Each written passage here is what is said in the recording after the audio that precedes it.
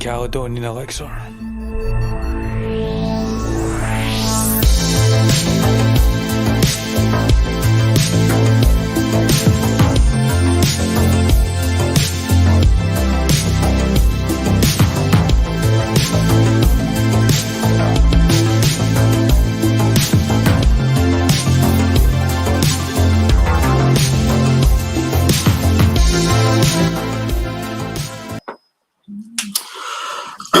From Glasgow, Scotland, and wearing sunglasses, welcome to the Caledonian Elixir.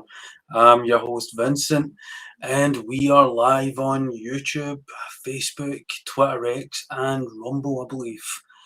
Also, don't forget to subscribe, follow, and like wherever you find us.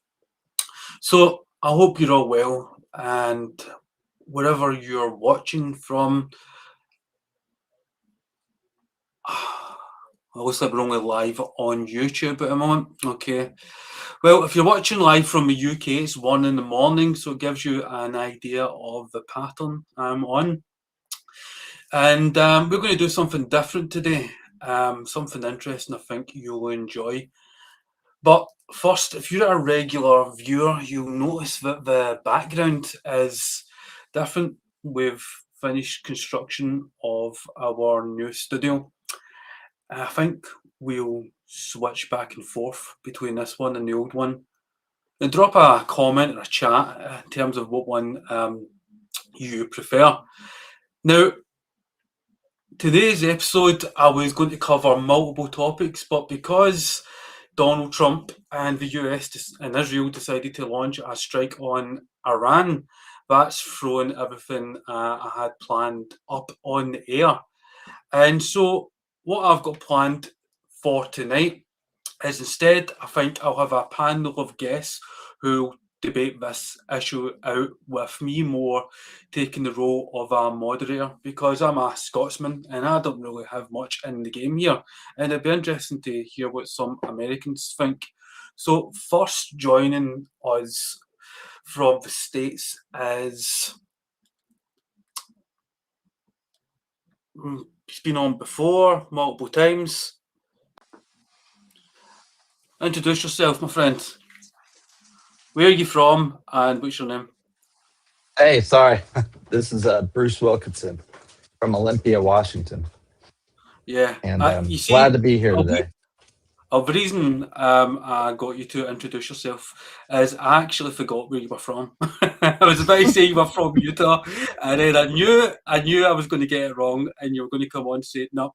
Originally from Kentucky. Mm-hmm. And also joining us from the States is someone that's also been on before. He's a Scotsman, but now a citizen of the United States. So tell us about who you are. I'm Hugh McIntyre. I emigrated to the USA, California in 2016. And my views are very conservative, but it doesn't mean that I'm diehard. I'm obviously a Donald Trump supporter, but there are certain things Donald Trump does that I don't agree with. So I'm kind of in the middle with most things.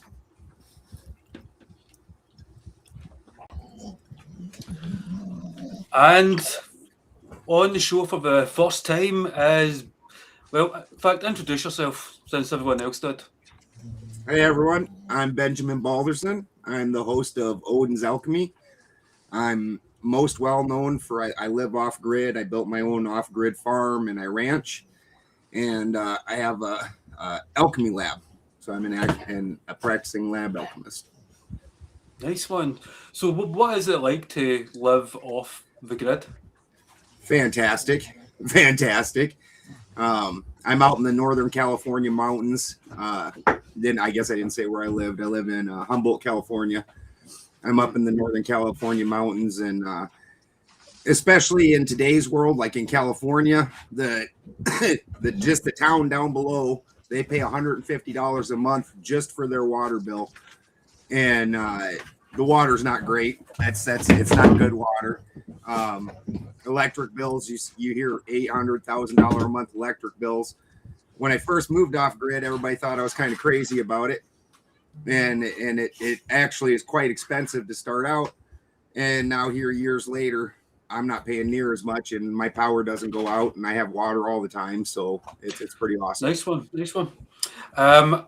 you run your? Sorry, do you run your? I first saw you on I think it was the Raging Tomato. Ago. And she gave me a shout out, and you were one of the guests, and because it was very late and I wasn't come on. But as I said, I saw you on it, and I was like, do you know what? I'm going to give him a little subscribe and check his stuff out. And I saw you've got a lot of animals out there too, like cats and dogs and all that.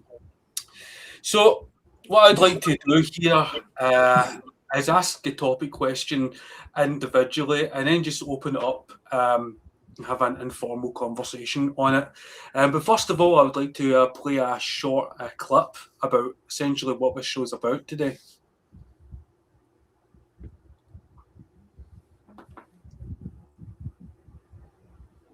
Finally, to the great, proud people of Iran, I say tonight that the hour of your freedom is at hand.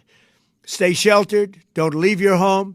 It's very dangerous outside. Bombs will be dropping everywhere. When we are finished, take over your government. It will be yours to take. This will be probably your only chance for generations. For many years, you have asked for America's help, but you never got it.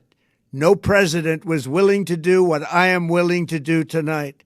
Now you have a president who is giving you what you want. Take over your government. So I'll give you my position first. I'm against the strike on Iran, as there's a long history of Anglo-American interference in Iranian history, and it never appears to work out. You know, you can go back to Operation Ajax in 1953, when the CIA and MI6 essentially overthrew Mossadegh because they nationalised oil. And then Iran got the tyranny of Bashar, and he was eventually deposed in the late 70s. And that also had the involvement of the West too. So Balderson, since you're new to the show, I want to start with you. Why do you think Trump has went forward with this attack? I think that during the second Trump presidency, it's become very clear that we're the lapdogs of Israel. And Israel is hard pushing to take over wide swaths of the Middle East and put down everybody they consider their possible future enemy. It's the only country in the world that I know of that can preemptively defensively attack. It honestly reminds me of an old Shakespearean quote, but there's no good in this for us whatsoever. In fact, during the Biden administration, when everybody was blaming gas prices on Biden, they went around putting all them stickers on it with him pointing, and it said, "I did this" on the gas price. Right before leaving office, in his first term, Trump re-sanctioned Iran, locking them out of the oil market, which every time historically that's happened, gas prices double. It's just how it works. You take a giant contributor out of the market and prices go up. It's just basic economics. So in no way do I think that this serves us as a people. Iran is no threat to the United States. It's just flat and simple. Yeah. What about you, Hugh?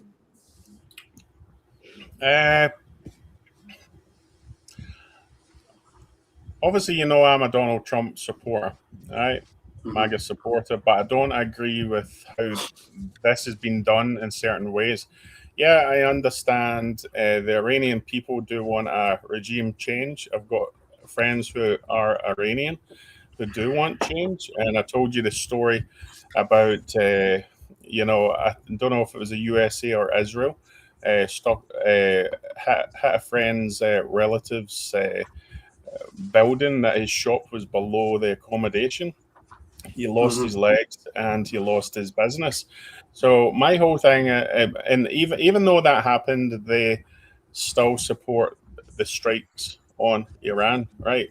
But to me, you know, if anyone's going to do it, it's got to be fast and precise. I don't think Israel should be involved in one shape or form. And I just want to show you something, Vinny, just on what you had just spoken about there, right? That ties in completely. It's something that Tucker Carlson had asked Mike Huckabee. I do have suspicions about this, right? Listen to this, right? You've appealed to Genesis. Genesis 15 says it's Abram, it's pre-Abraham, it's Abram, receives from God the news that his descendants will inherit the land from the Euphrates to the Nile. I think that's right. And that would include like basically the entire Middle East. That would be the Levant. So that would be Israel, Jordan, Syria, Lebanon. It would also be big parts of Saudi Arabia and Iraq.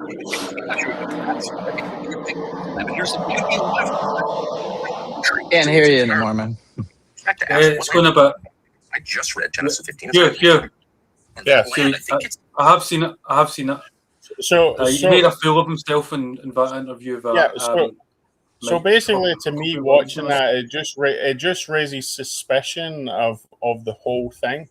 This is why I don't think Israel should be involved one shape or form, because Israel just attacks every country around them, and somehow it's justified. You know, I just think it's wrong. And obviously, with Donald Trump saying that wars are pricey and stuff like that. If we end up a full-blown war any more than what we are just now with Iran, it's going to cost probably billions of dollars, you know, and for America that's already in debt because of so many wars like Afghanistan and Iraq and stuff like that, it's the last thing we should have been considering, you know. Yeah. What about you, Bruce? Why do you think Israel and the United States have launched this strike? It's part of the plan. It's the plan we've been moving forward on since Project for a New American Century. It's that Iran is a stepping stone. It's not even the biggest thing that we're planning on. It's coming up against, since 2018, we're shifting from focus on terrorism to focus on major power rivalries, which is really Russia and China. And, you know, I don't think that the president really matters one way or another as to whether it goes on or not. Just maybe a little bit about which happens first or something like that. They're opportunistic at times. And, of course, you know, the enemies of the power elite of this country, which is, you know, pretty much everyone in the rest of the world who doesn't pledge obedience, they have a vote. And so we're seeing that some of these arrogant plans that are manufactured in the United States and in Israel don't always go the way that they'd like. But they're too arrogant and stubborn and elitist and out of touch to really understand it. I mean, you alluded to General Wesley Clark there, who said back, I think when was it, 2003, about the axis of evil and how America had, you know, this plan. The Bush administration had this plan to knock out 7 states, and, you know, with Iran being the last one, and it's just very coincidental. All those states have fallen like dominoes, and Iran is the last one. Here we go. There's also a very worrying international, dimension to this. You know, you've got Pakistan and Afghanistan at war now. Bahrain has been bombed. The UAE has been bombed. Saudi Arabia has declared war on Iran. The US is involved in the strikes along with Israel on Iran, Russia, and Ukraine. And so what do you think in terms of this the potential for this to become, it is actually an international conflict, but to become something that metastasizes and pulls the whole of Central Asia in? Balderson, go for it. And everyone, you can just jump in and have a conversation about this, because you're all American, and I'd like to get your feedback on it. I think for a number of years, the United States has slowly been becoming the world evil, and that most of the rest of the world sees us that way. We've done nothing but horrible regime changes for my entire lifetime, and I've got 8 grandkids. I don't remember a time when we weren't overturning some country and saying how horrible they treat their people, whether it was and most of the time the head of that country we implanted in the first place, whether it's Iraq, where he was trained by the CIA. We immediately go to war with Afghanistan, and everybody there's trained by the CIA. We gave everybody their weapons. We all know about the Iran-Contra affair. We all know about Biden leaving and abandoning masses of weapons over there. Like, we gave them the stuff to have this fight that we're supposedly fighting against. It absolutely makes no sense. And then on the flip side, despite the Western media propaganda, when you look at it, Russia has been making all the moves that the American, anyways, public would like to see happen. They burned all the GMO crops to the ground, and they're paying young farmers to go out and start farms and start rebuilding their food economy. They paid off the World Bank and removed it from the country and renationalized their monetary system. Now, we talk so much about, the news likes to talk so much about how Russia's broke. That's because they paid off the fucking World Bank. If we bellied up the 38 trillion that we owe, we'd be broke too. So they're making all these moves to be actual powerhouses, and we're making all the dirtiest moves. And a lot of that does, for whatever reason, centralize around Israel.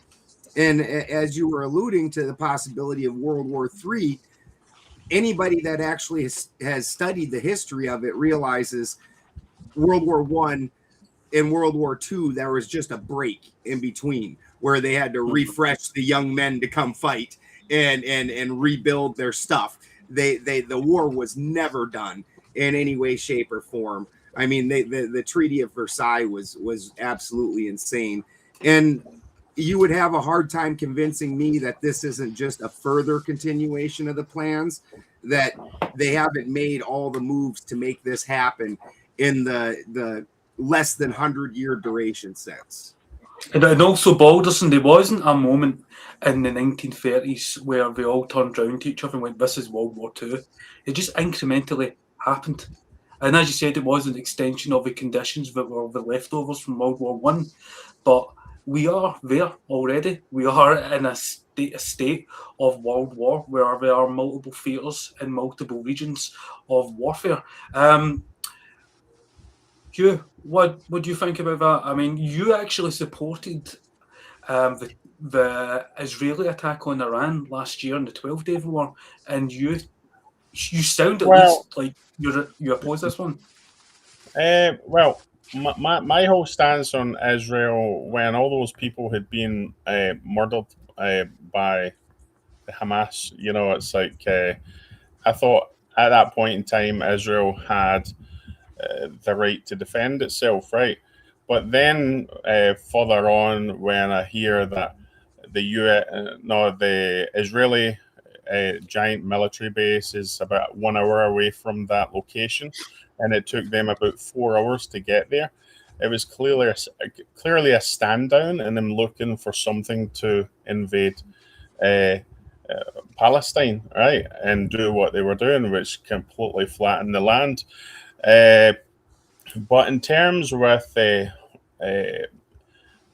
Iran, former Persia, I've always said it's like if the USA was to take out the regime, I would be okay with that, but not Israel being involved, because Israel's got too many things they're looking to benefit from it, And as Tucker Carlson had said to Huckabee about biblical things, about about Israel pretty much taking over the entire Middle East, and Huckabee basically saying, well, if that's what happens, that's what happens. To me, I know the Iranian people, they want the regime change, but I trust America. I disagree with that. That, Bruce? If it, right, okay, no. Bruce, if you disagree with that, you can come in afterward and tell us what's going on. Yeah, it's like I trust America helping to make that change, but I don't trust Israel, because Israel's just flattening everything right around them, you know. And I don't have any time for Benjamin Netanyahu, because I'm a big believer he was involved in the Charlie Kirk assassination and stuff like that, you know. So I just don't trust that weasel, you know. I like the Israeli people. I just don't like their government.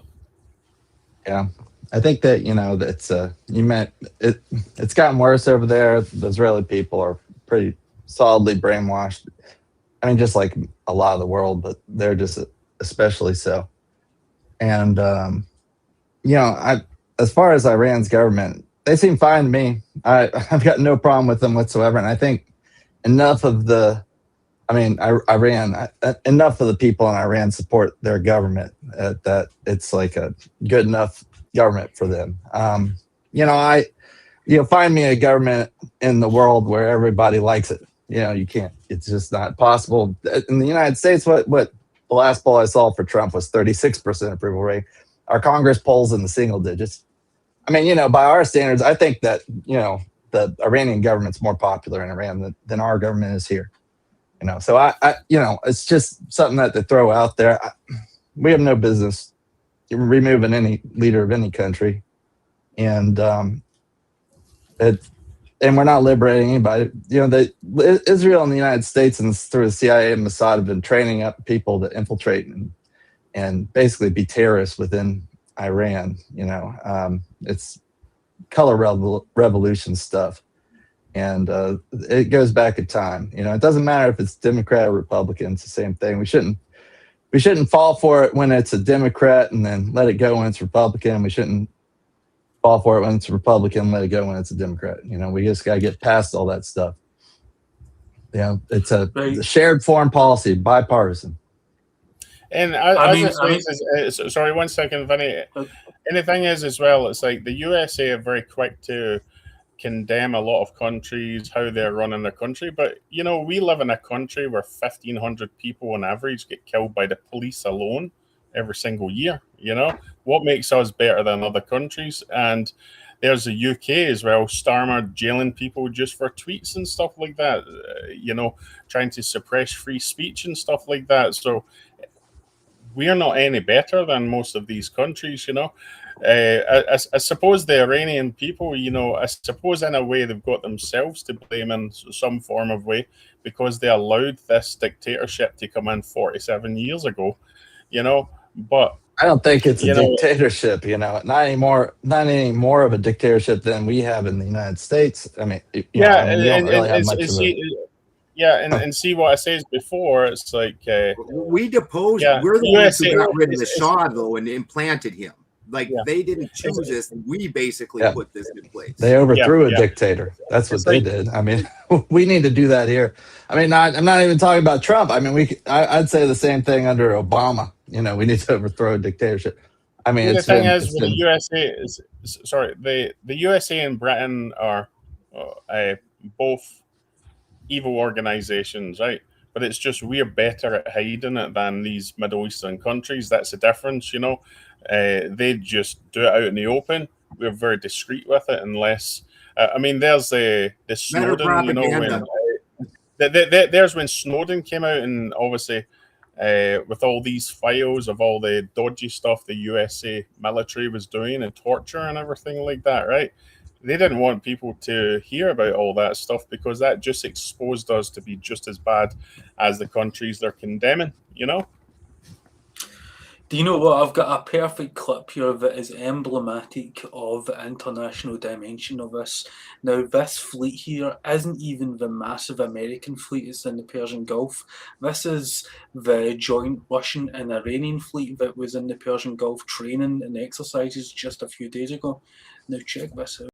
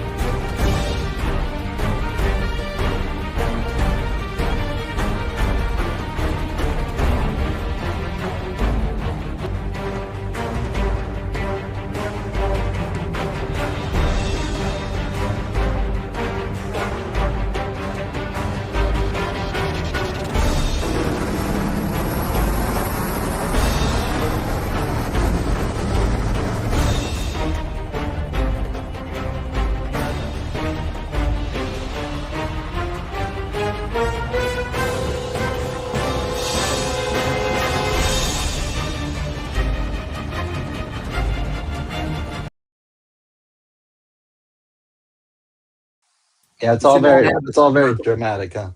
Yeah, you should not have a very well done. That's a very well done video.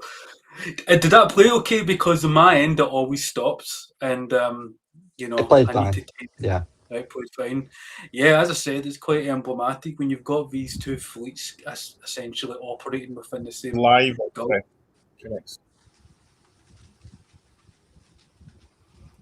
think we lost you there. What were you saying? I can hear you. Yeah, you were saying. What was it? Yeah, I don't know what he's doing. What's that, buddy? You're going in and out there, my man. Can you hear me now? I can hear you fine. Yeah. Okay. I was just saying, when you've got these two fleets facing off in the Persian Gulf, you know, it's concerning. I mean, didn't the US shoot at you know, an Iranian boat while on those training exercises? And amidst those Iranian boats, you've got Russian naval ships. So again, it's just that international dimension of it that really concerns me. I mean, Bahrain has been attacked, and Bahrain's got a British base there, and the British aren't apparently involved. Sorry, it's not just that as well. Apparently, I think Chinese and Russian ships are trying to block the straits, you know, because I think America wanted to send one of its carriers up there. But as far as I'm aware, it's like China and Russia is blocking that, you know. And also, we're talking about the causes of the war, but as far as I'm aware, Iran hasn't broken the non-proliferation agreement. And it was the Americans that backed out of the JCPO, like the Trump administration. It wasn't Iran. So this crap about, and it was Tulsi Gabbard too, who said just last year that Iran wasn't trying to develop a nuclear bomb. This is a war of aggression by the United States with its, you know, lapdog Israel against Iran, because we're bad. You know, I mean, that's that's the thing. Iran's the good guys. We're the bad guys. We're the really bad guys, actually. And it's a stepping stone to China, because you got to take out Iran, because ultimately at the end of the day, the U.S. has to keep the oil. 90% of Iran's oil goes to China. They already cut off Venezuela's oil, which was 3 to 4% of China's oil supply of imports. And we're trying to do like we did in World War II before World War II started for us. We went and blocked oil shipments going to Japan, which made them attack us. So we're trying to do the same thing to China. It's right on kind of schedule. There's a little window of opportunity where where the weirdo power elite monsters think that they can kind of crush China before they lose all of the advantages that they have. And that's, next couple of years. And they're just going right for it. Iran's a stepping stone. And Balderson, you were mentioning earlier about how we've got intelligence, like we've got the CIA, we're just better at it than these smaller states. What do you think the role of the CIA or MI6 is in terms of fomenting revolution, uprising, and spreading propaganda in terms of this? Like, what's real and what's fantasy, and how much is imagined and created by the CIA? There was one of the operatives. I'm trying to remember what his name was, but he said that their operation will be complete not when everybody believes the lie, but when everybody doesn't know what to believe. And they're 100% doing that. Israel and the ethno state that it represents, they are the biggest propaganda media machine in the world by far. They've got the best propaganda, and they've got that figured out down to a T. Even years ago, when we used to talk shit about North Korea, saying, "Oh, they only got 2 channels. They're so propagandized." Well, we have hundreds of channels, and we're more propagandized. It's more in lockstep than theirs is. The CIA, for years and years, every country that we oppose. Again, we can use Libya as an excellent example. Libya had the highest standard of living in Africa by far. The people loved their leader. He was freeing the land. He created the great water system in order to make it so that way these food deprived people would become a food forest. And then he took the money that he was making off of these investments, and he put that into a state monetary system that was backed by gold, which was called the dinar. We bombed that fucking water system to the ground. That wasn't military bases. That was farms that we were bombing to the ground. We turned that country was an Eden. If you look at pictures from it 20 years ago, and now that is a fucking dump. It is completely destroyed. We basically went Dresden on it. Dresden, Germany, like that's basically what we did to that country. And we do that over and over. If nobody's read Confessions of an Economic Hitman, this touches into that whole system where you bring in agitators. These agitators, of course, young people are always susceptible to agitation. It's what young people do. And they go in, they agitate the young, and I don't care how great a system would be. You can get some young people that say it's crap. That's the way that works. We've all met spoiled rich kids that sit at home and don't do it and never had to do anything in their whole life that tell you how horrible their life is. Like those kids are easy to round up and start getting into groups because they're funded, they're backed, they're military trained. It doesn't matter if even like Bin Laden. We all know Bin Laden came over to America, received his training, hung out with the swankiest people that we will never hang out with. You aren't getting to go eat dinner at Bush's house. But so this is all the world is a stage, and we're all just watching it. We aren't part of the back scenes. That's how it is.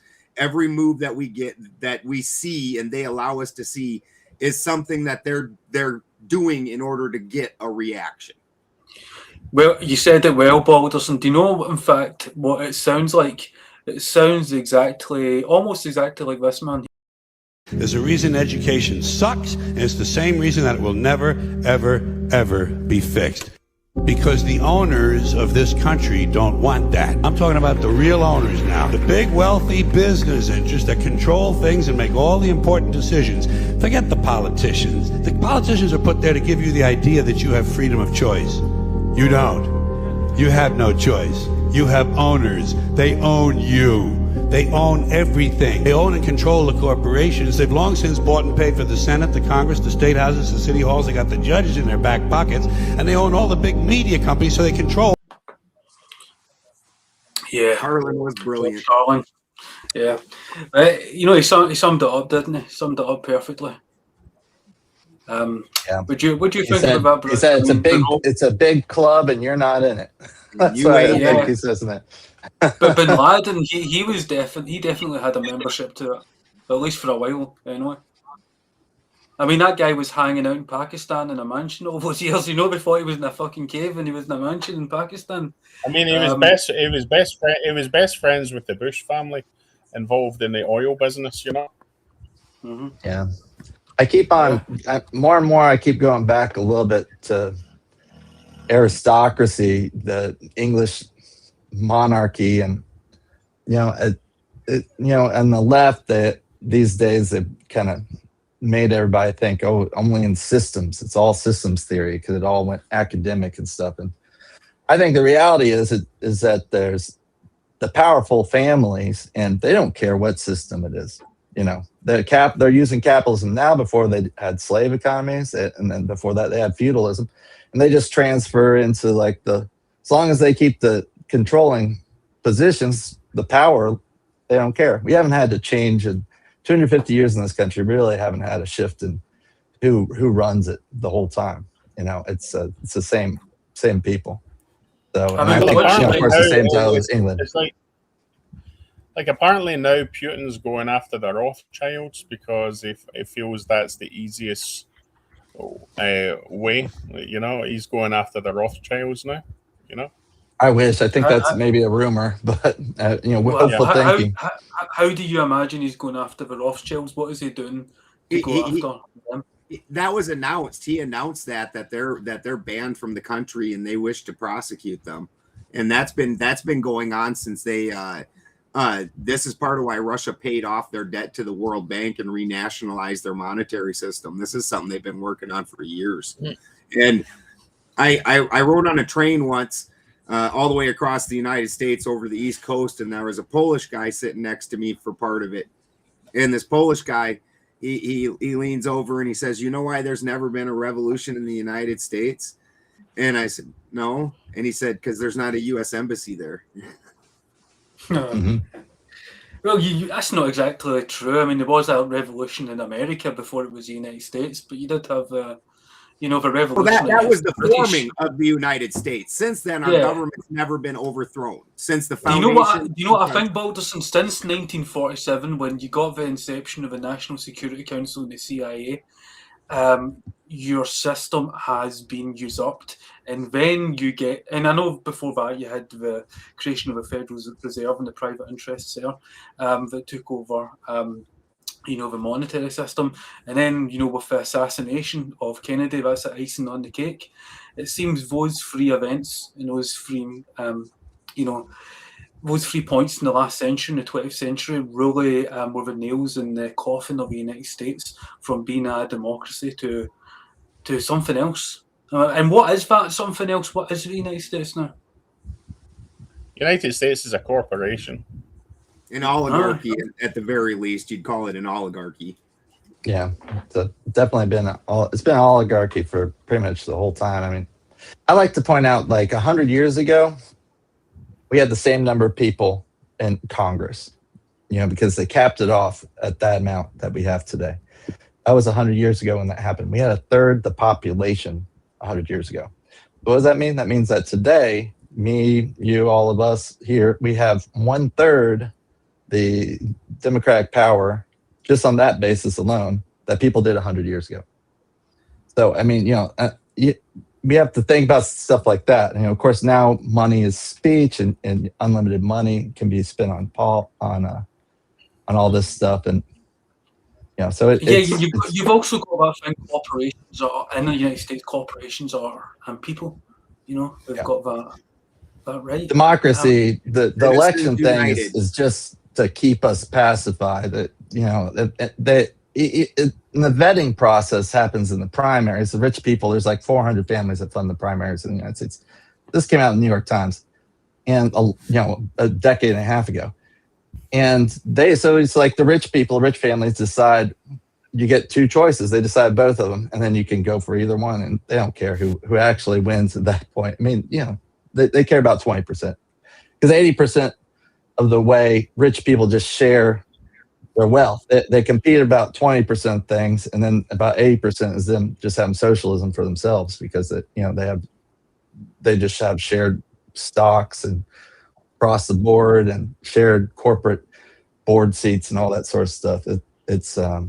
So we don't have a democracy here.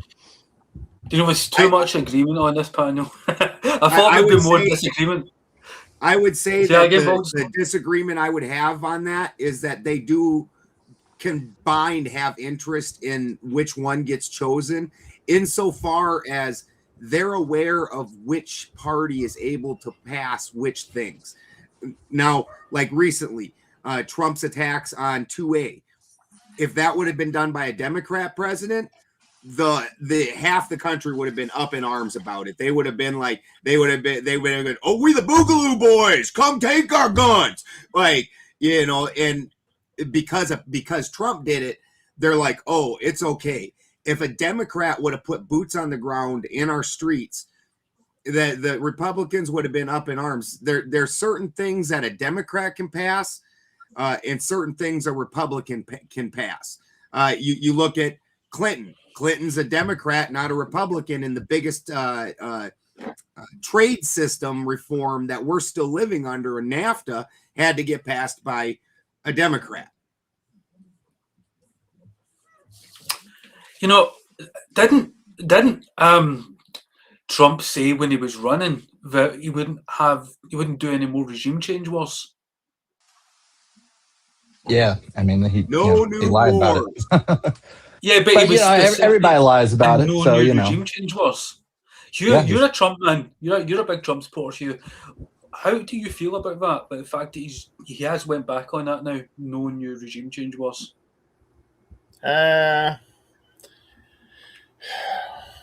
mean, I don't know what to think about it. It's like, basically, that's the cognitive dissonance coming into it. Yeah, he's formed this board of peace and all that stuff, right, with all the countries that are all starting wars, and it's like, yeah, that's an Orwellian. That's a Orwellian thing right there. This board of peace is the board of dictators for the world. Yeah, it's like we were promised America would start backing off from having all these being involved with all these wars that's been going on for many years, and no longer putting our troops in danger yet. We've got two big giant aircraft carriers over at the Middle East that we all know, and we've been told that China gave hypersonic weapons to Iran. Now, those hypersonic weapons, there's just no way for an aircraft carrier to stop them, So if Iran get put in a situation where they've got nothing else to lose, they could just unleash every single one of them towards the aircraft carriers. And you think how many billions an aircraft carrier costs, and how much all the planes and everything is on those aircraft carriers, that would certainly get Donald Trump impeached if that ever happened, What do you think about the allegations? Not allegations, but the statements by Trump and Netanyahu that the Ayatollah has been killed and the Iranians are refuting that. What do you think about that, Balderson? Do you think the Ayatollah is dead, or do you think he's still in a bunker somewhere, man? I think he was prepared to die. I mean, he said that last week. He's like, something along the lines of like, he expected that he'd be killed in the coming fight with the United States. And, the guy was 86 years old. And I think people in Iran, most people are going to have a... Do you think he's dead, or I don't know. That's propaganda? It doesn't matter. I think it's horrible if it is true. I mean, they're like proud of assassinating an 86-year-old like spiritual leader. It's a monstrous thing to be happy about. And it breaks the Geneva Convention. We're not allowed to directly kill leaders, which is part of why we do these color revolutions where we get in other people and foment their own rebellion from inside, because you're not allowed to just go take out leaders. Mm-hmm. I think it was one of my Iranian friends that turned around and says to me, it's like taking out the Ayatollah will do nothing, because if you have to take out him, you need to take out his entire family, you know, because if he dies, someone else will move into his place, you know, and they could be worse than him. God, Hugh, you have really done a 180 on this. You've really done a 180 on this, Hugh. I mean, 6 months ago, you were gung-ho and taking him out. Yeah. I mean, as I say, it's like way back then, I was all for if America had to give the Iranian people, because obviously I've got a lot of friends who are Iranian, and I told you about the one with the shop getting destroyed with the building on top of it. I know the Iranian people want a change, but as you were saying before as well, it's like all these protests and everything we're seeing on the streets. I mean, could that be like January 6th, where the FBI was infiltrating the people going to the Capitol Hill? Or could Mossad, the CIA, and MI6 be involved in trying to encourage the people to get out there and protest and do things like that? You know, I do think they do want regime change, but I think they maybe get manipulated to basically make it more. There was that admission in the Knesset. There was that admission in the Knesset that Mossad were on the ground during that failed revolution a month or so ago. You know, it's not even a conspiracy. Well, the thing is, the Iranian regime had arrested Mossad agents and stuff like that who were infiltrating the people on the streets, you know, trying to encourage them. They had been arrested in Iran, you know. I mean, some of them. I mean, not all of them. They have a lot of people on the ground. They've trained a whole bunch of people. The people they call apparently they were trained people in Albania. They train them all over and send them in, and these guys get paid a lot to do it, and they also get brainwashed, and you know they've infiltrated all sorts of places all over the whole. I mean, Bruce, do you remember the guy do any of you remember the guy John Stockwell? In fact, Balderson, he may have been that CIA officer that you were alluding to, referencing earlier. I looked it up. It's William Casey, and he said, "We'll know our disinformation program is complete when everything the American public believes is false." Here's an interesting clip from John Stockwell, and he's quite a well-known, you know, I think he's passed away now, but... Another thing is to disseminate propaganda to influence people's minds, and this is a major function of the CIA. 400 journalists cooperating with the CIA, including some of the biggest names in the business, to consciously introduce the stories into the press. Well, give me a concrete example of how you use the press this way, how a false story is planted and how you got it published. Well, for example, in my war, the Angola war that I helped to manage, 1/3 of my staff was propaganda. Ironically, it's called covert action inside the CIA. Outside, that means the violent part. I had propagandists all over the world, principally in London, Kinshasa. You know, that guy looks like Terence McKenna a little bit, do you think? Am I the only one that I think that John Stockwell looks like Terence McKenna? Maybe. And we look, this is how you know that the two sides work together. Reagan is where it really started, where he removed the truth in media. And then Clinton made it so all these media companies became one company and removed the monopoly laws on that. And then Obama, under Obama, they fully legalized propaganda on the United States citizen, where previously anything that was blatantly false, that was just straight propaganda, was supposed to be for overseas people. And it wasn't allowed in the United States soil. And Obama signed in and said, no, that's cool. propagandize our people. Well, yeah. I just want to throw in there though that like one of the things that happened. For one thing, the CIA split off its propaganda arm to like the NED and USAID, like probably in the, I think it was the 70s or actually 83 or something like that. And they were very proud about that, they're open about it. And but they also, I think, getting back to what you were saying there, Balderson, is that I think it's a public-private partnership these days. So, there's this weird thing that happens between like all these different intelligence services. So like the CIA can't do operations in the United States. So what do? They go to the Mossad and say, hey, we can't do operations in the United States. So you come in here and you do operations, or MI6. But I think they also do that for private intelligence. They shifted majorly. I think CIA is more like a training program, government subsidized training program for private intelligence firms these days. And they're all part of that. I think when you look at like these big, these big AI companies, it's like they're private, right? And our government now goes through these private industries. And so, I think part of the brainwashing of the people, because, who hates government the most? Corporations and billionaires, because government's the only thing that could stop them. I mean, we can't do it as individuals. So they push the hate of government, and there's plenty of things to hate about government for sure. But our complete hatred of government and blaming everything on government. Meanwhile, all this private spying and like militias, they're all private, and they're going to keep on being that way. We have private satellite system of like how many satellites? 7,000 satellites right now, all owned by a private billionaire. I mean, he has a private ballistic missile system, program. That's SpaceX. It's a private ballistic missile program. It's not just the partnership between the intelligence agencies and corporations.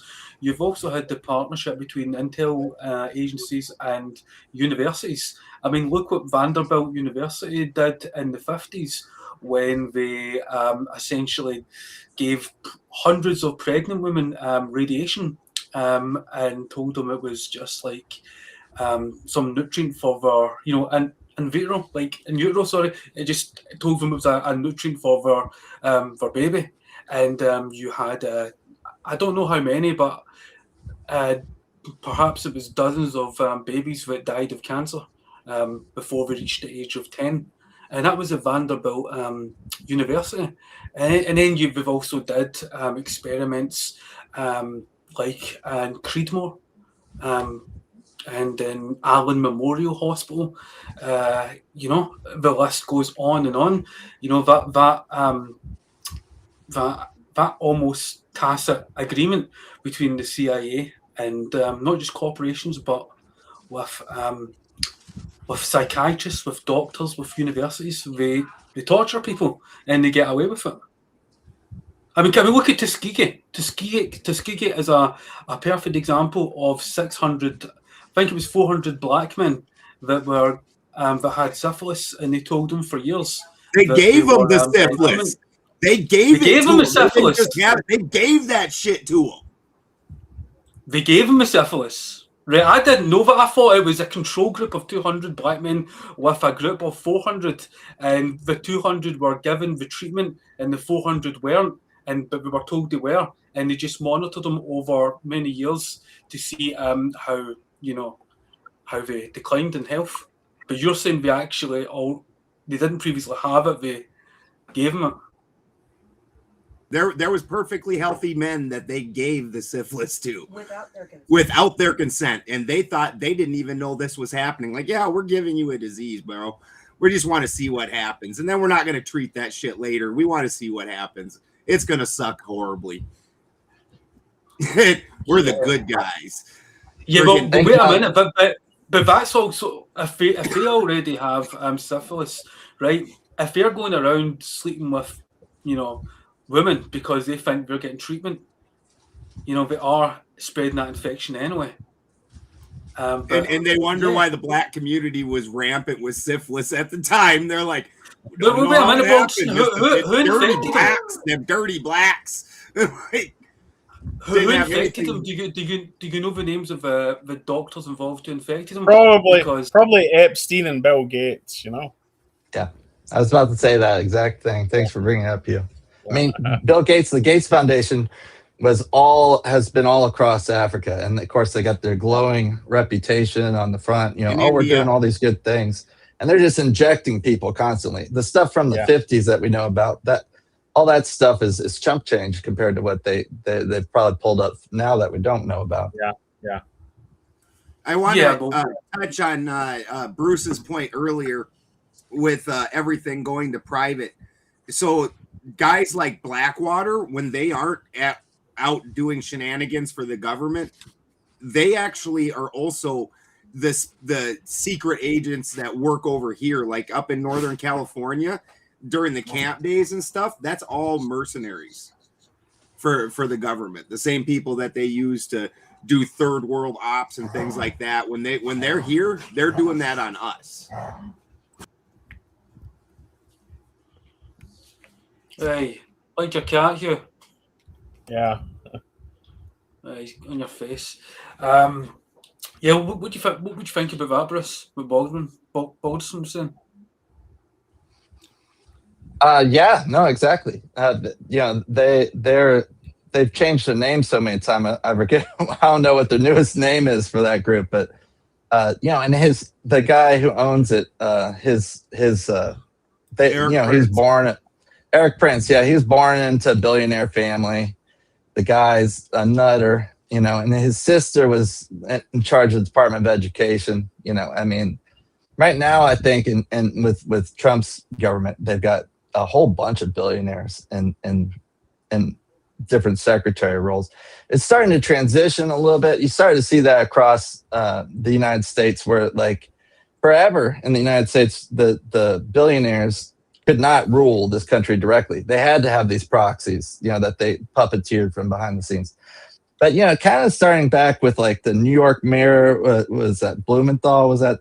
And he's like became the billionaire mayor of New York City, and everybody seemed to like it, but only because he controls media. But, so they're starting to like, all of a sudden billionaires are winning elections. Billionaires are winning, are being put as secretaries. So it's like they're starting to like kind of get people are accepting the idea that like those folks rule directly now. And that's one step away from basically aristocracy and kings and stuff like that. And I think it's, which is very interesting because we got the No Kings protest. And like, where did that come from? Well, it's part of the reason why, how they do it, Democrats and Republicans working, like hand in glove. Like you bring up hey, we're going to protest against there being kings. and then therefore what's the counter to that is like, well, kings aren't so bad or something, an argument is never made. It's like we gave the anti-argument. Now they're opening the door for the pro argument. So you don't think it's like a renegade syndicate of financiers and corporate interests anymore? There's nothing renegade about it. They are the establishment. They have taken over, and this everything else is just a protest, Like all these institutions of governance, like over here, you've got the House of Lords, the House of Commons, and they are antiquated institutions of governance. Now we've got international agencies. You don't have world government yet, but you have world governance, and that seems to be, the law now, where these, these international agencies are just serving international corporations and banks, and that's just the jungle now. Yeah, and you guys over there in England, you sent Prince over here, right? He renounced his title of Prince, but now he lives over here in Los Angeles and has like a podcast where he's supposed to be like this really nice guy. Does that really mean anything though? Because remember when King Sausage Fingers wasn't going to be able to inherit the throne because he had kids with a common woman and he got removed from the line? Like who's Balderson? Who's King Sausage Fingers? Charles. Who's that? Charles. Charles, yeah. See, that's the thing, but in Scotland, no one likes the monarchy, no one respects them, honours them. I'm half Scottish. I obviously no, Vinny, that is wrong. Hugh, I know it's wrong, but I'm trying to convey. I'm trying to create the illusion that we're cool here. Just so you guys don't know about this, right? See in Scotland, right? In Scotland, it's all Protestant and Catholics, right? And there's two major soccer teams in Scotland. One's called Rangers, one's called Celtic, right? Celtic's the Catholic team. Rangers is a Protestant team, right? All the Celtic fans say God love the Pope, right? And all the Rangers fans say F the Pope, right? And it's the same with the Celtic fans. Celtic fans say F the Queen.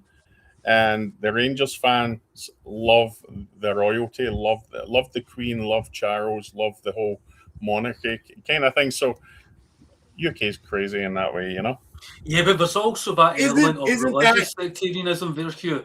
A lot of the people there's that big element of religious sectarianism there. A lot of these people don't really honour the Pope, don't really honour the Queen. They're motivated more by their family environment and by religious sentiment. I don't know a single Catholic that supports Rangers. Likewise, I don't know a single Protestant who supports Celtic. Yeah. What's wild to me about that is historically, so the original English Bible, after they finally broke away from the church speaks in Latin and the common people don't. That was the 1560 Geneva Bible. And the church didn't mandate that Bible. So then there's also a 1599 Geneva Bible. So this was all very Protestant. Well, this is the Bible that King James outlawed, and then which is actually what caused the founding of America, because the settlers were the people that refused to give up the Protestant Bible and go with the King James Bible. So it's super interesting to me that the Catholics are now down with the crown, or not the Catholics, the Protestants are down with the crown, when the crown is the one that distorted the religion in the first place, which their rejection of that is what led to the founding of America. That's fucking wild to me. Yeah, but that seems to be the result of a Reformation, that a lot of these European states broke away from the power and the domination of the Roman Catholic Church, and you've only got a handful of Western European countries now that are still loyal to the papacy. You can think of the Republic of Ireland, Spain, France. The rest of them all followed, went along with the Reformation, which was a good thing because it helped the people, become more literate and learn more about their own history and learn more about the Bible. Instead of using a priest as a medium to learn about God, they could now, figure it out for themselves and learn that the divine is within us all, if that's the kind of thing. Was it not Mary, Queen of Scots, who was responsible for us becoming a Protestant country at one point? Was it not her? It was responsible. It went back and Mary forth. Queen of she was a Catholic. She was. I'm sure she was a Protestant. Yeah. Right. Okay. Yeah. Yeah, I mean, I think there's a lot to that stuff to some degree, but at the end of the day, so that's kind of like the feuding elites to some degree, and and we still got some of that going today. But I think they've made up a little bit. Yeah, I was looking at. I don't know much about this royalty stuff, so it's kind of like this new subject for me to dig into. Bruce, do you know about Charles? See, Charles, his family are the descendant of Vlad the Impaler, which is Dracula. Yeah. So they're vampires, man. I mean, that makes sense to me. Vlad is fascinating, and how they turn that into the legend, because he needed help to fight the Turks. And he got that help from England, so he had to convert to Catholicism. So he gets rejected from the Russian Orthodox Church, which means that he can't ever go to heaven. His soul just stays here, and that's how he becomes this immortal being and all this. The whole thing is just fucking wild. But there's is there a place to put links? There's a History Channel. It's not History Channel, but that's what it does, and it's all about the different royal dynasties. Absolutely fantastic videos, and just like if you've not learned that kind of thing yet, you can absolutely see the pieces that have brought us to where we are now. Like one of the ones that's really shocking for most people is like the French lines. Like a lot of what we're seeing today with the corporatocracies and whatnot was brought about originally by King Philip IV, because he had no royal power. This was in the feudal times. He's the one who ended the feudal times by empowering commoners and with job titles instead of people with royal titles, and basically pushed out the other royals and brought in these rich men to become the bosses, basically. Super. How come you became such a aficionado, proficient in the history of European aristocracy, Balderson? How did that happen? I've never spoken to an American that knows so much about European, aristocratic history. Well. First, that I live out in the woods, as you can see with what little light there is left. I live out in the woods, and until Starlink, I didn't have any internet or anything like that. There's no TV, so I read a ton of books, and at some point in time, I became an Odinist. So, and my family's actually what? Sorry, you became an Odinist? Yeah. What is an Odinist? I follow Odin. Oh, the Norse god Odin. God, the All-Father, yeah. Right. Do you know what? Go with that. Tell me what that involves. Like, are there any rites or ceremonies or times of year where you celebrate Odin? Yeah, absolutely. Yule is actually a Germanic. Most your Western traditions aren't Christian traditions. They're Germanic traditions. Mm-hmm. Like Jesus wasn't born at Christmas. It doesn't say that in the Bible. No biblical experts he was probably born at Christmas. No, it doesn't match even the description of the weather at the time and the place. But Balderson, can I just jump in here? That is incidentally when Saturn was worshipped during the winter solstice between the period of the 17th of December to the 25th of December. That's just Saturnian worship, because as we know, like Rome honored Saturn at that time. I don't disagree with Saturnalia, but all the symbolism from our Western traditions come from Germania. Well, all the symbolism. You think so? So like him coming down the tree with glee. The tree is Yggdrasil. The Germanic people were a polar society, not a solar society. So everything revolved around the pole, not around the sun, around the north, around the Polaris. And so Odin's wain is the dipper that swings around, what we call the dipper that swings around the pole. That's Odin's wagon. That's him coming with his reindeer. It gets bigger as it's going down because that's showing your seasonal changes. It's red and white because it's red and white because they would eat Amanita muscaria mushrooms, and the reindeer would also eat them. This is part of why the reindeer fly. The reindeer not only eat them, they eat them and then pee in their own mouths and trip again, way harder the second time off of their own pee. And so they just recycle it. They're like, yeah, this is good stuff.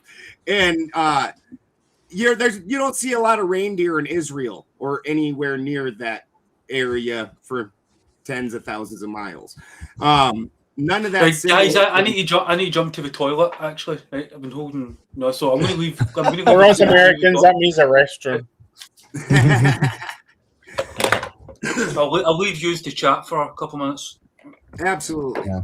But every bit of symbolism around it, including the fact that we celebrate Christmas Eve and New Year's Eve. That's a very Germanic thing, because in old Germanic culture, the day started when the sun went down, not when the sun, not at some arbitrary time at like midnight. The day started when the sun went down. So it was actually the day, that's when the day started. And we still do our celebrations on that day. It's the same with Greece and Russia. They celebrate it on different dates from us, you know. It's, yeah, ours is completely wrong. Yeah, the week after New Year's. And of course, we just had the Chinese New Year's, and they seem to have like a pretty interesting calendar. I respect it, like the way it starts, tied to agriculture and such like that. I mean, a lot of these things, I think a little bit of what you're talking about, and what the elites, and we especially in the United States, we're lost. We are disconnected from like the land and from each other, and we have this way of like we've been moved around a whole lot. I mean, to some degree, I love the hearing about other cultures and such, but I think every culture is out of the land and the animals and you know, and so wherever you end up, you gotta if you're still worshiping a culture that's like that's somewhere else, you can take some of the things that work from it, but you got to really kind of reconnect yourself. And I think America is just full of people that have not connected to this place. And it's just something that takes generations, but we have not done ourselves any good because of the way we set up our society, this way that everybody just moves for work. You have no idea who's living next to you. Somebody will just buy a house right next to you. And it's just like, okay, whatever. I mean, some random person just decide to squat next to you. That'd be insane in old times, and in other countries too, actually, in countries where there's more community. You're not going to just come in and buy a house in the middle of someone's, town and like most of the world, without having a lot of permissions, So, we're an insane country like that. It's made us more insane. That's why we're just increasingly nuts. Part of why. Sorry about that. What did I miss? And summarize it. But you were saying something when I came in there about. We're all just talking about you, and so we can't repeat it. Oh, Hugh, what did you reveal about me? Oh, nothing. I haven't let him talk. We've kind of navigated away from the subject of. What was that again? Oh yeah. World War III started. It wasn't much of a debate, to be honest. We were all like, it was more like that old '80s Saturday Night Live. We're like, who's the best team in the NFL? The Bears. The Bears. The Bears. Like we all just kind of agreed and. Yeah. I actually thought Hugh was going to disagree with a lot of what we said because I used to. Does anyone think last year, and he disagreed on this? With he staunchly supported Israel in the Israel-Iran 12-day war last year, and there was we had a debate when it came to the genocide. That was ongoing against the Palestinians, and still is. But again, Hugh sort of changed his position, so we're all in agreement, I think, on these subjects. And there's room for debate always. I mean, I think right now at the way the world is. Why don't we debate Odin? I mean, there's just so much to know, and where I think everybody's trying to figure things out. I mean, with this Epstein release and stuff, there was always this problem in the United States, especially with trying to figure out who the heck is in charge here. And that's become even more pronounced recently because, I've known for a long time that the president of the United States and the Congress aren't, they're being puppeted. But it's hard to know who is in charge then. It's just a system. And some people say there's like, some Illuminati type group. And I'm like, well, and most of the time I just ignore it. I'm like, there are people who have power. They're billionaires. The true answer is people you've never heard of. Yeah, that's the true answer. If they're okay, but Balderson, what about the argument? It's when J.P. Morgan and Rockefeller got together in the early 20th century and monopolised control of the rail system, and set up the Federal Reserve and that stuff. Do you not think it's like these big financiers and banking groups like J.P. Morgan and that really have the power and control in the States? I think that they're the front men. I truly do. I think that Hollywood gives things like this away. Like when you go to see the actual mob boss, you got to go into some fucking bathroom. It's some dude that's the bathroom attendant, and he's like, "Can I do this?" And that guy's like, that guy. If they're, at one point in time, I had this company where I literally just picked up dog shit. Rich people don't like picking up their dog shit, and they also don't like it when the mowing company comes along because they ain't going to pick it up. They just mow it over and scatter it. They don't like that either.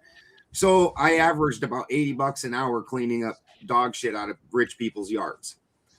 The richest house, I know, right? Like, I'm changing my career. It was decent pay. It was decent pay, and it's not like I was touching it. Like, and I. How many hours would you do that, say, on average a week? I would do it about 25 hours a week. Right. Okay. Yeah. Still made more money than me in a week. That's what you got to do, man. Get into picking up dog shit. Dude, rich people don't want to pick up dog shit, and they don't want it in their yard.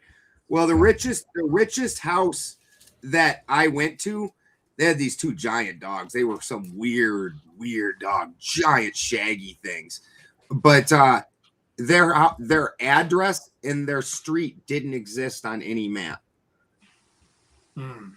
Like you could look at any map and you couldn't find that thing, and it was right in the middle of the city, and they had this fucking crazy mansion.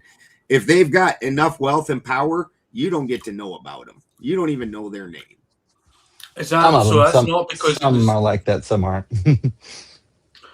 Right. Do you know? I remember when I saw that it wasn't the last debate on the Raging Tomato. It was one before that, and there was a topic of universal basic income, and that was why I was going to come on, because over in Scotland we have a welfare system that is pretty much universal basic income. We get on average about £3,000 a month.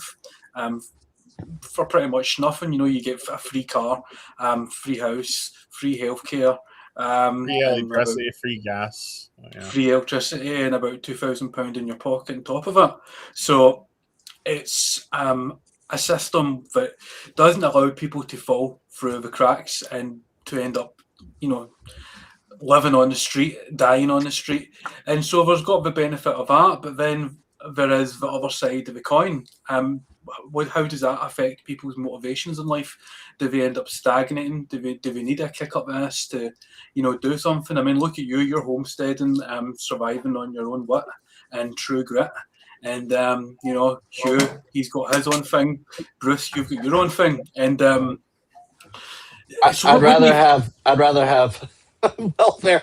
I mean, you know how many times I've scraped bottom and had to dig myself out where which set me behind on plans. Yeah, I mean, there was the opportunity loss because how low you can sink in this country is huge, too. Yeah. So if you lose a couple paychecks, you could be out on the street. And that is and once you get into a situation like that, to build yourself back takes forever, So I mean, I think there's not a lot of opportunity lost, but people like to make a bunch of it. I think out here in the United States, we have a lot of really rich people trying to convince us all that we don't need stuff like that. Do you think, Bruce, would you prefer a system therefore where people who aren't working do get those benefits that I've just outlined: free healthcare, a free car, a free home, that sort of thing? Because you do have socialism in America. You do, but it's socialism for the rich. You spend over $1 trillion on your military, but when you say, "Wait a minute, spend that money on your healthcare," people go, it's socialism. What the fuck? No, I mean, right now in the United States, we don't have much of capitalism. I'll tell you that. Our corporations are making on average 15% profits. And then in China right now, corporations make between 0.5 and like 3.5% profits, because they're actually competing. Our corporations don't compete, and so they're able they cooperate together, and they're able to keep their profit rates higher and higher. And that's what Peter Thiel talks about, like private monopolies. It's the only way to go. And it's true. That's the only way billionaires are created. They're only created by cheating at capitalism. They don't actually compete. They have to work both sides. It's just and lie and steal. I mean, that's how you become a billionaire. You can't become a billionaire being honest. And so money makes money, doesn't it? Once you can accrue capital, you build on it. I mean, once you've got about £10,000 in savings, it's easier to make 20,000. Once you've got 50 grand in savings, it's easier to make 200. If you haven't even got £2,000 sitting there or £5,000 sitting there, but you can fall back on, you're pretty much fucked if a disaster falls on you. Yeah, I watch a whole bunch of economist videos all the time and listen to economist podcasts, and they're always talking about this or that investment. Hey, you got to put your money in this, in gold or in Bitcoin or something else, and I'm always like, I don't have any money, The thing is, Vinny, right? see, the thing is, Vinny, right, is very hard for someone in California to get beyond the living from paycheck to paycheck. I mean, for instance, this is what it's like in the UK. UK's car insurance, for instance, is about 1/3 what we pay here, right? Rent is like, it's about 3 times more over here than the UK, right? So it's very difficult for a lot of people in California, especially, to get some savings behind them. And we've got a lot of Mexicans in this state here, and they work 3 and 4 jobs just to be able to pay their rent and not even afford to be able to get some savings behind them. I think the UK is in a situation, it gives people a chance to save money, but in California especially, it's like people don't have that opportunity unless they're like over 100K per year, So here's where I'm going to come in with this, and I'm going to grant you gentlemen your position. I'm going to grant it to you. So at part of being an Odinist is that one of Odin's first rules is it's better to have a farm of your own, even if it's just a shack and a couple goats, rather than be a slave to someone else. And in 2020, all these little government benefits, if you try to buck the government, all these little benefits that you've made, that you guys are talking about making your whole life off of, which it sounds cushy. It fucking sounds cushy. Nice. Then guess what you don't get to do? You don't get to buck the system. And if you do, that's the catastrophe, because now you got nothing. You've never taken care of yourself. You've never lived the hard way. You've never learned to live right. You've been babied and pampered your whole fucking life by a system with bumper rails. And now they pull them bumper rails away, and they're like, watch you fall, Bo. You get to do what we tell you to, no matter how insane it is. 2020 was insane. How many people that did go out and have good jobs or have good businesses lost everything because the government said, "Oh, the flu," and all that was a compliance check to see how crazy these people are and how much they'll depend on the government. And it went well for them.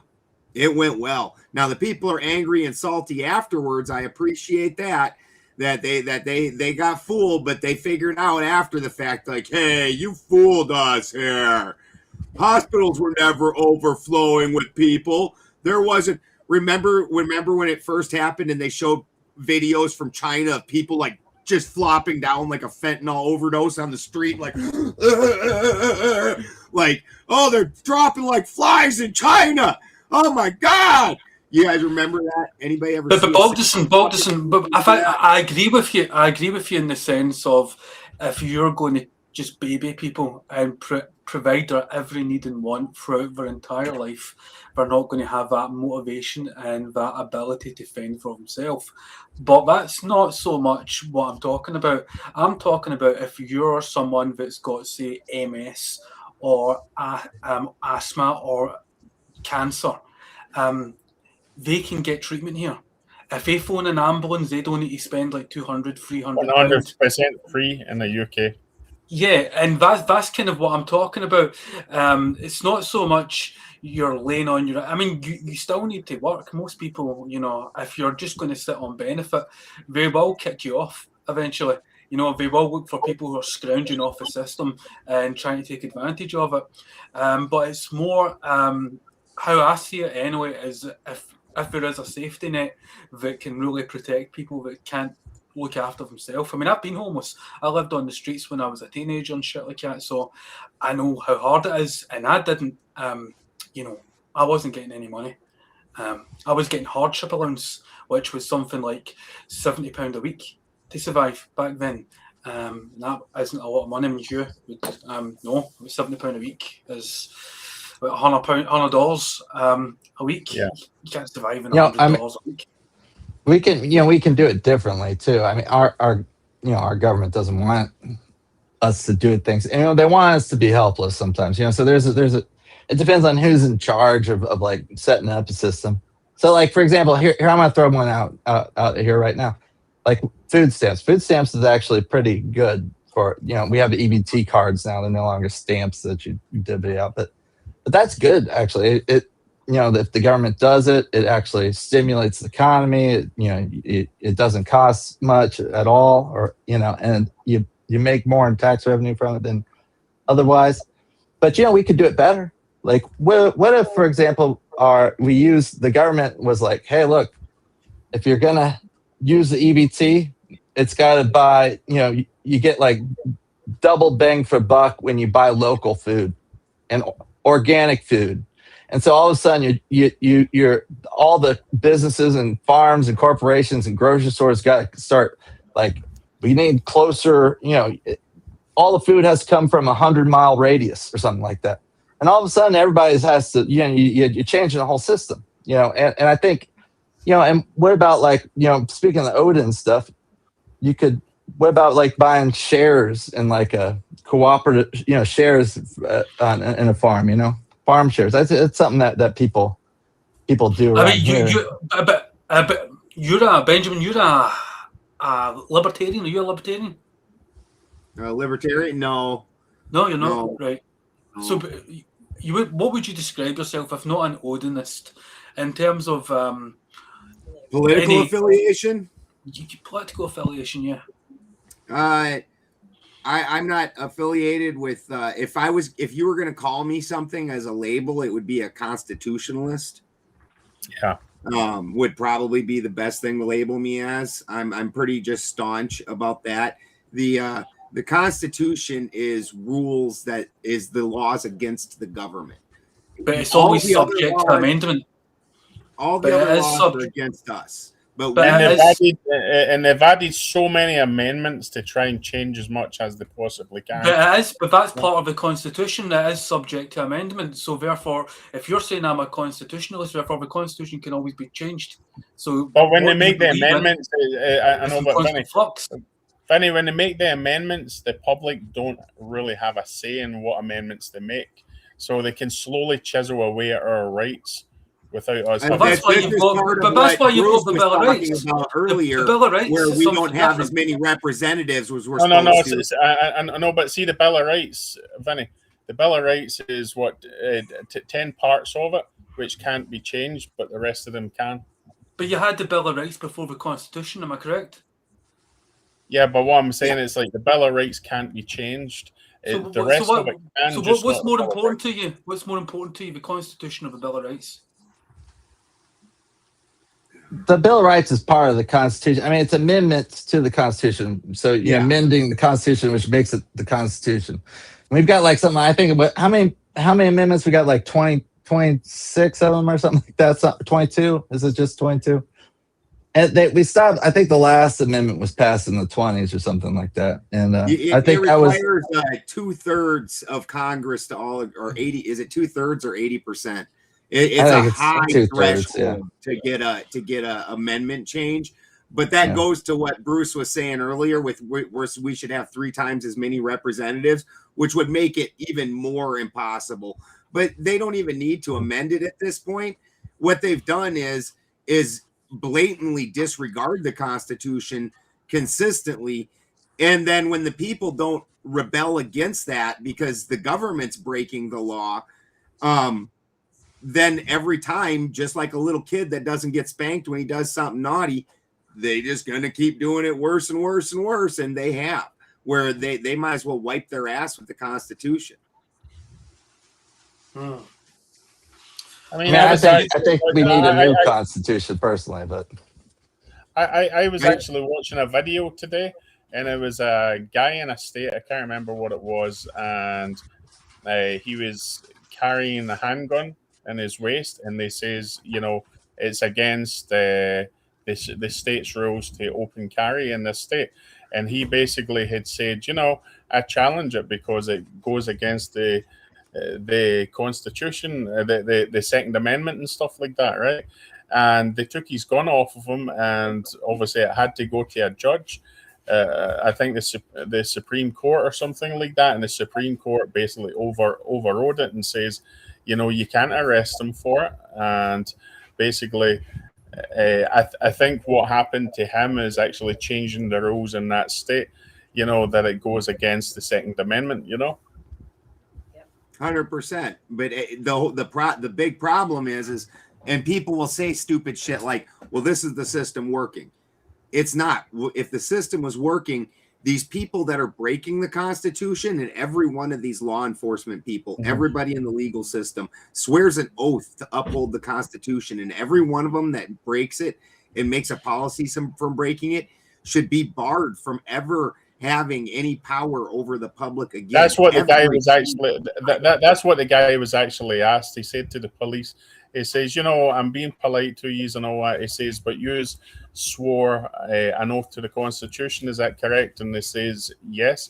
And they says, so the Constitution is higher than state law. So if you swore on the Constitution and you're trying to kind of override that with the state law, then you're breaking the rules of the Constitution, you know? Exactly. And they think that they can do that with policy. That at this point in time, different agencies think that they can make a policy and that policy somehow counts as law. And that's absolutely insane because the government is not doing the job of keeping itself in check. It's too uniform. And unfortunately, we as a country have not come to the point to realize that we're in charge of them, that every now and then you need to overturn the whole system. The life tree of liberty, which is the ability for us to provide a life for ourselves that we think is going to be good and make us happy. The ability to do that. Occasionally, the life tree of liberty must be refreshed with the blood of patriots and tyrants. This is something that the founding fathers always understood, that no, you cannot build a system that's not susceptible to corruption, especially of powerful men. And so occasionally the rest of us, this is part of why we were given that Second Amendment, is to keep us empowered, unlike other countries where, like over in the UK, where they're arresting people for making a Facebook post and saying something shitty on Facebook.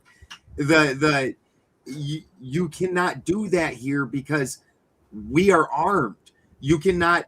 Russia's not going to come over here and attack our country because the sleeping bear of the world is the American public. We are the. Hold on, wait a second, Balderson. Were they not people getting arrested or kicked off of their campus for saying stuff about Israel in the United States? That's a private corporation.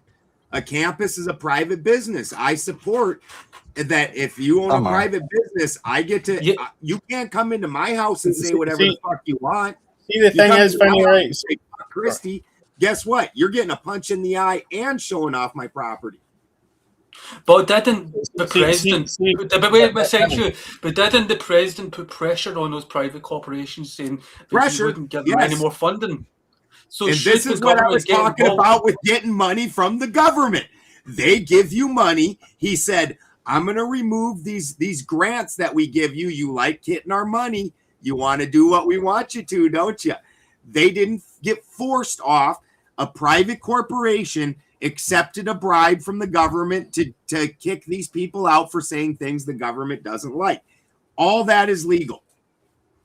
Right. Well, do you think? Wait a second. Do you think?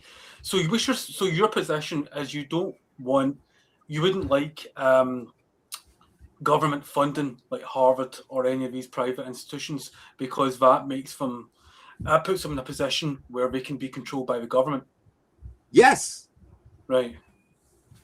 I'm not worried about that.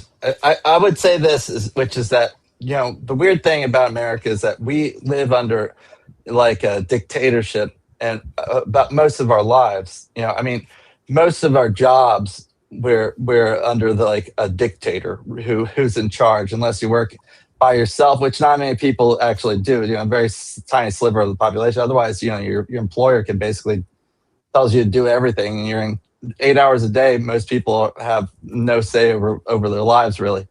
And then you have and then if you rent like I do, then you don't have any say over your house where you live too much either. And so it's like, I don't know what some of the we really fight for like these things with the public, but then like when it comes to like that sort of stuff, we just ignore it. Like you're like, we have to have the freedom of speech, but at work you don't have freedom of speech, right? When do you get freedom of speach? As long as you're. Did you make a choice to do that work, bro? Did you make the choice to go to that work? Well, yeah, you don't really have much of a choice. You have to work, so it's like. To go to your work? Can I touch on this little thing? Sorry. Yeah, Can I touch on this little thing? Obviously, I wanted to say this before we kind of went off the script, but see in America, when we're talking about the Constitution and stuff like that, right? It's like we've got like freedom of press and stuff like that. And I don't know if any of you guys have watched the guys that go into post offices and police stations and they do audits and they have cameras and stuff like that. First amenders. Yeah. And then basically there's a lot of them that go in the post office and they have a federal kind of sign on the wall that basically allows these auditors to actually come in and record, but then you'll have the post office manager calling the police saying he wants them removed from that building for recording. And basically the guys are saying, read that on the wall to the police guys, read that on the wall, because if you read that, you understand I've got the rights to do so, and he cannot kick me out of an open federal building, going against that. They can't make their own rules up. But unfortunately, they do try and make their own rules. And sometimes the police end up kicking the people off and kind of going against the freedom of the press, kind of bending the rules any way they want it to be, But yeah, they don't follow the Constitution. Yeah. Balderson, isn't there a look back? Because you're talking about how government's getting involved through funding these, organizations like, Harvard, etc. But don't a lot of these private corporations fund the government to shape policy that will in turn cause the government to impose these penalties on private institutions like Harvard to shape their policy? I think the penalties have more been to do with these campuses that have got radicalized people going on the campus who are not. Yeah, but that's very subjective. What's not that? But what I'm saying is they're not part of that campus. They've never been to the campus. I largely agree with you, by the way. I totally agree. Are you talking about like Charlie Kirk going to campuses where he's not really part of the campus, but he's given highly politicized speeches at the campus? Is that what you're referring to? It's like I think that's different, because the way Charlie Kirk's approach was, he would give people the mic who didn't have a voice, whether or not he agreed with them or not, and he was respectful. He would give them the mic, and there could be trans people, there could be Democrats, could be Republican. They get the mic. He allows them to say whatever they want, and it's obviously getting filmed. He's not stopping them from saying what they're saying. He's not suppressing what they're saying. He's giving them an open mic to basically say their part and their beliefs. That's the difference. It's like when you've got these radical groups, they just want you to hear what they want to tell you. They don't want to hear what you've got to say. It's a one-way thing. Yeah, I mean, maybe so. I mean, it depends on who it is. I mean, everywhere is like that to some degree. Charlie Kirk's not a great example. I mean, that's a controlled, organization. They're messed up when you dig down into them. I mean, I hadn't heard much of him before he got assassinated. Didn't care much for the guy. I didn't know anything about one way or another. It seemed like just little clips here or there. The guy's way younger than me. I don't care about that guy. I didn't care about him at all, one way or another. But, I looking on that organization, Turning Point USA is just, that's a weird one. And there's some weird people on that board. It's like Turning Point USA to me is, it's like Erica Kirk apparently had sacked a lot of people, and she's allowing a lot of Israeli influence to come into the organization. So it's going to become like a political kind of machine for the Israeli government, Well, I wouldn't, none of us particularly look young enough to where we would have been fans of Charlie Kirk. But the thing that you have to recognize is there isn't another speaker that was as influential amongst the college age people, which is at this point a giant voter base, and the people that are going to be coming up into power. If you're going to, like Hitler had said, or was it Hitler that was like, give me kids before they're 8 and I'll make them mine. Like the younger you can propagandize people, certainly the more that's going to stick. And nobody had a voice with college kids like Charlie Kirk. Now, that was in opposition to the overwhelming liberal agenda that's already implanted in the college, in the professors themselves. So it was kind of an opposite voice. But there isn't another speaker that gets in and makes a movement like that amongst the college kids. You see some people trying to replace Kirk right now, like Myron Gaines, the fresh and fit guy, and a few other, and then Steven Crowder's going and trying to do similar things like that again. But Kirk had built up to like rock star status. Yeah. Mm-hmm. But Charlie Kirk proved me wrong. Seriously, would come on the campuses and invite people over on, that's Crowder. I remember watching that years ago, and he stopped doing that. Why did they stop doing that? He's doing it again. He's doing it. He started doing it. The thing is, Vinny, the thing with Charlie Kirk, right? When you watch so many of his videos, as I've watched, right? He had some heated debates with some people. It didn't matter if he had the facts or if he was telling the truth. They would still say he was lying, he was doing this and that stuff. But at the end of the day, he still gave him a platform to make the world hear what they were saying and let the world make the decision whether or not they're talking mince and tatties, as they say in Scotland, or telling the truth. He gave every single person a chance to be heard. It doesn't matter if they were completely opposite to what he was. And a lot of the people, there was an older guy saying he wanted to fight him and stuff like that from the crowd. This is the sort of people he was facing, but he gave everyone a chance, and that's one thing we can always say about Charlie Kirk. He wasn't just giving people who have Republican kind of views the microphone. He was wanting to hear both sides, and that's what he was big on. He says, it's like everyone's fighting, but they don't actually create dialogue between the two sides, and that's what he was trying to create. Yeah, I don't know about that. I don't know about that. Sometimes some of that's controlled, though. He's still. It's not like he was working through a platform that was. He owned the platform. If you came across somebody who wasn't argued well, then maybe he wouldn't make that video wouldn't be pushed by his organization, or wouldn't make it. There's a lot of manipulation that happens when you're the host or whatever of the thing. It's not a true debate situation. We don't have any true debates. I'm not knocking him or anything. Highly developed rhetoric, though. He had a highly developed rhetoric. It was sure. And most of the people that he's debating are young people that have not developed their rhetoric. They're repeating somebody else's rhetoric without the grounding that went to developing that rhetoric. So it's not something that they're able to. Yeah, it's not something they're able to stand on because they don't know the backing. They just know the rhetoric.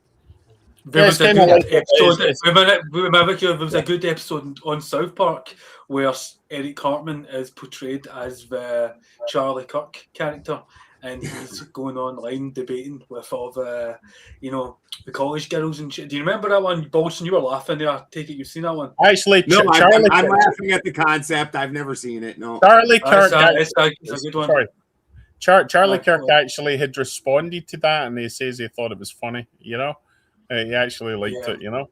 Did you see the Trump one where he's naked in the desert rolling around? That was fucking brilliant. Did you see it? No, I'll need to check it. Need to check it. Well, you're a big Trump. Well, remember that whole nerdy thing where I know about royal families in Europe and shit like that? Mm-hmm. I never did get into TV too much. I almost always miss it when people say something about a TV show. But if you've read like any kind of a fantasy novel or honestly, I've read just ridiculous amounts of every book, and I probably here's like, a little thing for Balderson. Here's something for you, right? The royal family, the Windsors that are in the royal Windsors. Yeah. See the royal family, right? They are not the true heir to the throne. The true heir of the throne is actually living in Australia. I'm not too sure if you're aware of that. And it's because they dug up a skeleton. It was one of the kings from hundreds of years. I heard about this. And basically they done the DNA test and they discovered there was a break in the DNA chain. So the royal family that's in power now are not the real royal family. They're imposters, It's like most of them come from German, Most of them come from like Germany. But the true heir of the throne, he's actually in Australia. There's I'm not too sure if you've seen the TV show called Blackadder. Have you ever seen it? It's got the guy who plays Mr. Bean in it, right?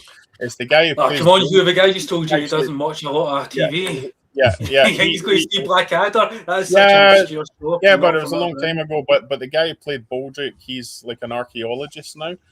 And he had like an archaeology kind of TV show, and that was the big thing that he done. He went and he followed the whole thing, and then he traced the guy all the way to Australia and says to him, do you know that you're the true heir to the throne as the King of England? And the guy ended up pulling out a big scroll, and it was like a family tree one. And he was basically saying, I already know about it, but I'm happy the way my life is in Australia. And he was living in the outback, just like yourself. He's like living in the outback, and he was enjoying his life like that. He says he would never change it for anything else, Oh, dude, if you offered me a kingship somewhere, I'd be like, fuck right off. Like, I have my life's hard. I got to go out and like cut, 8 cords of wood every year and haul wood across the forest and then chop the wood and take care of my animals and milk the cows and all that. But every day I'm free. I wake up and it's nothing but trees and woods and fresh air, and I do what the hell I want. It's well, the thing is, right? It's like situation you're in, right? It's like you've got control of your own destiny. I just think when you're living in the cities and stuff like that, right? You feel like you're working for nothing, right? And basically, I understand the situation you're in. It might be hard, but the pressures of living in a built-up society, I would say, would probably be so much more draining than what you're doing, So this is what probably makes you happy, because you wake up, you don't have to answer to anyone. You just get up, do a bit of hard work, chop the wood, get your animals and stuff like that. And basically, that's all you need to do. You don't need to be working hard and someone taking everything you've got, straight out the other hand, I think a lot of people would love to live off the grid, It's honestly, I'm sorry. Go ahead, Bruce. I didn't mean to interrupt you. I just want to, I like off-grid stuff. I come from a farm. I grew up on farms, and my folks live on a farm in Kentucky, and so, I like all that stuff. And but I would say, we're using a computer right now, and we're talking from across the globe. Where it's like it's like you couldn't have this just if everybody did that. you know, and I think it's fully great. There's plenty of room for people to like do that. I always love it. Actually, I think we need to have, you know, it's actually good, keeps the ritual going. I remember when my sister went to William & Mary and she did architecture stuff, and I remember going to Jamestown, and Jamestown's just like this period place where you know they're like doing old school, you know, churning butter and making things and making candles, all sorts of interesting stuff, and you can just wander around and like, and Williamsburg is up in there. I think the thing with Balderson's situation, it's like he can have the best of both worlds now that he's got Starlink and stuff like that. He can live a technology kind of life, but he can enjoy basically the peace and tranquility and basically living off the grid at the same time, you know. Whereas maybe before Starlink, he would have been isolated, but now, since he's got Starlink, it kind of keeps him connected in some form of way. So where are you, Balderson? Were you isolated before Starlink? What were you? Hey guys, I gotta go. Actually, I just want to just throw it in there. I've got something I gotta be at right now. You know what? It's been a real pleasure. Bruce, it was nice you're right. We're gonna need to wrap this up soon. So it was a pleasure having you on again, Bruce, man. Thank you so much, guys. Anytime, and thanks for all your insights. It was fun, and let's keep in touch. It was nice meeting you, brother. Right.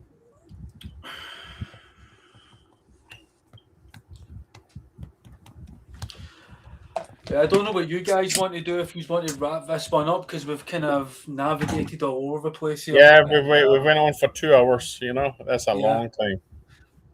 But Hugh and Balderson. Oh, but the answer to that was, before that, no, I didn't have any internet. My entire form of entertainment was, I have like a small collection of DVDs and then a giant collection of books. And then when I first became really well known, and a lot of that's been removed from YouTube because I was very against the 2020 government things. So I took them heavy hits and lost channels and things like that. But there are some, like when I used to hang out with Owen Benjamin, and associate with him and stuff, where the videos, I had to drive 45 minutes to an hour to get to Signal. And you can see that I'm sitting in a car and I'm outside of Redding, California. So it is just, at that time, I don't live there now, but there's some videos where my shirt starts out one color and by the end of the video it's another color because I'm sitting there just sweating balls. You know, sitting in a car trying to shoot a video. It can be hard. See, when you're even not living off the grid, but not using modern technology. Because I'm an epileptic, and before I got on the treatment, the medication I'm on, I couldn't use computers. I couldn't watch TV. So I went years without. I couldn't use a smartphone. I don't know if you can see. This is the phone I'm using. Shit, you can't fucking see it. It's one of those basic Nokias. Right. I don't have a smartphone, and before I even went on the medication, couldn't watch TV, didn't go to the cinema, didn't play computer games. Spent years essentially like that. So and again, I've got a library of like thousands of books where I just read to. Not just indulge myself in terms of entertainment, taking up time, but that was the way you would learn. And now, you can just go online and you've got all these audiobooks and all the YouTube channels. And I always said to myself, because I had friends, who of course are online, and I always said I wouldn't do it because I would become addicted to it because it is so fucking addictive. Right. Yeah. See. I was going to touch upon what you were saying there, Vinny. It's like, obviously, if you're living off the grid and you didn't have Starlink and stuff like that, I suppose in a way it can improve your intellect because all you really have is books to read or videos.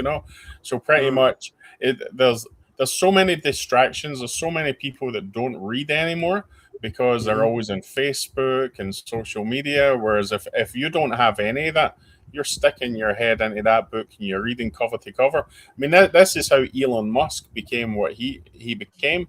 He would read book start to finish. And he became a rocket engineer pretty much by himself, just by reading books, And look at us, Q, when we were younger, instead of doing that, we were at Yo Sushi and trying to pull women and nice and sleazies, No. No, can I tell you what? Don't lie to me, because I was with you, mate. You feel I'm sure this is what I done to you, right? I'm sure it was Vince done this too, right? You're in this place called Yo Sushi, and they've got a conveyor belt with the sushi, different colored plates. And I says to the person who was serving, I says, listen, I'm going to leave these plates where my friend's going to be turning up, right?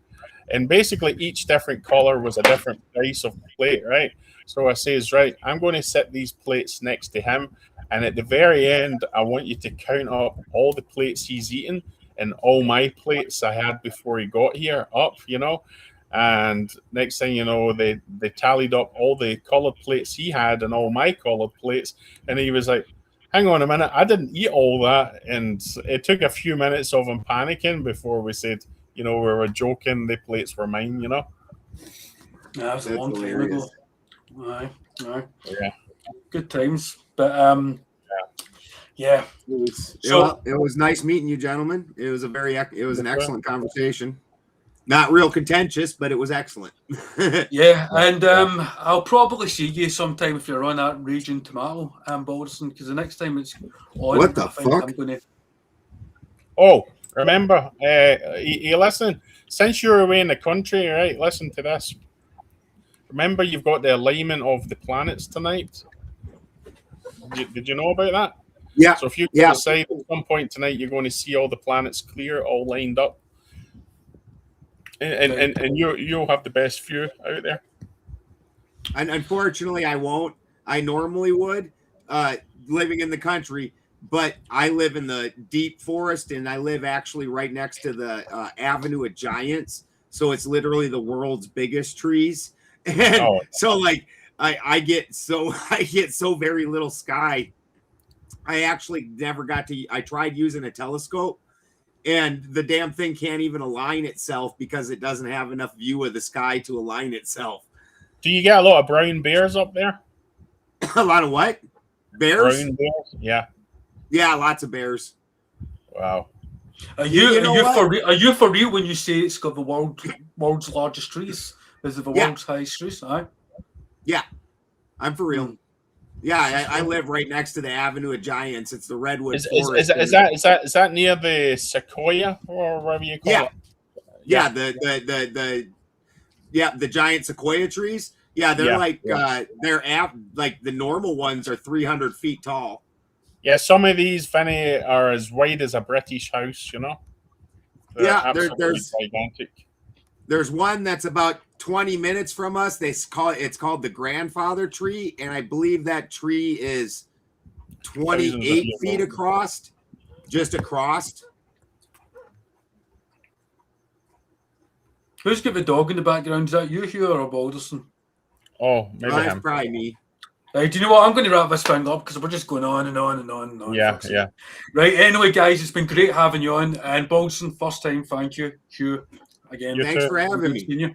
Okay, enjoy the planet lineup tonight, if you can see it. Okay, bye-bye. Right, goodbye.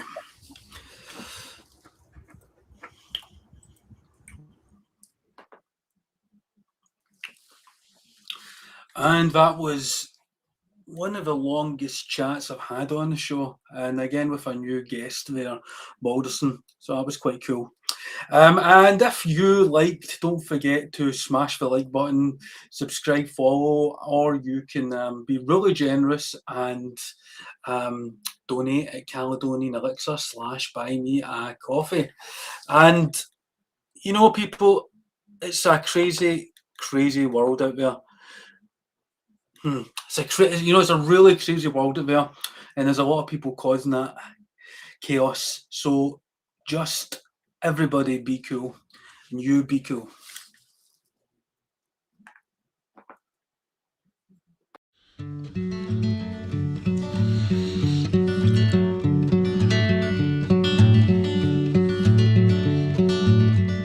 Gold pressed platinum, slip strips and bars. If you ever find some, you can lose it in quarks. Get a Ractogino, spin the double wheel. Order a black hole, just depends how you feel. Yeah, it just depends how you feel.